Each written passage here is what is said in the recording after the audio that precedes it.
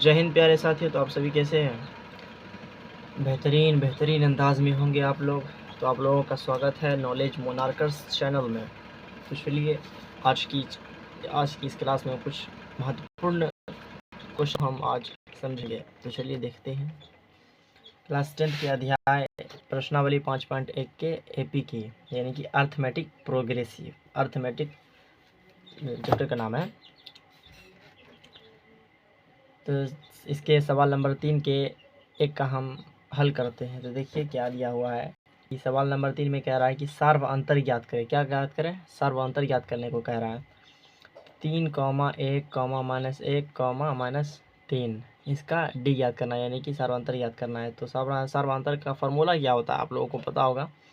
तो इसका फॉर्मूला होता है A2 - D बराबर A2 - A1। तो A2 क्या हो गया? A2 ये हो गया, A1 A2 A3 A4 हो गया। ठीक है, A1 A2 A3 A4 हो गया इस तरीके से। तो हम यहाँ लिख देते हैं A1 A2 A3 A4 इस कैसे हो। तो फिर आगे देखिए A2 - A1, A2 में क्या होगा? 1 हो गया, फिर 3 हो गया। तो 1 में 3 घटाएंगे तो 2 बचेगा ना, घटबे न करेगा। 1 कहेगा घर में जगह ना है, तुम आगे घुस रहा है। हक मारेंगे, इतना मारनी, लाठी लेके लठियाइए देंगे।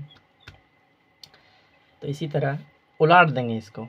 तो कहेंगे, आप सोच रहे होंगे यहाँ दे लो है 1 3 A2 A1, यहाँ दे दिया है -3 -1।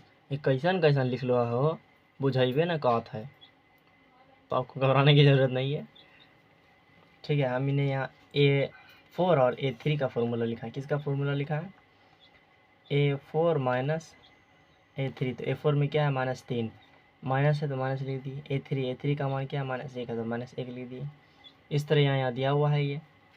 तो माइनस माइनस प्लस हो गया, ये प्लस हो गया, दिख रहा है आपको?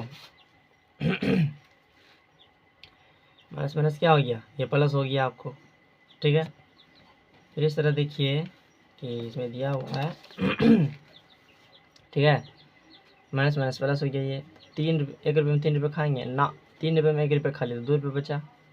तो 3 बड़ा कि 1 बड़ा? तो 3 बड़ा, 3 क्या माइनस माइनस लिख दिए, खत्म। इस सवाल खत्म। डी क्या है? सर्वांतर क्या निकला? डी निकला। आपको समझ में आ गया बेहतरीन तरीके से? ठीक है, आपको अच्छी तरीके से समझ में आया होगा। चलिए आगे बढ़ते हैं। तो आगे देखिए क्या कह रहा है कि दूसरा में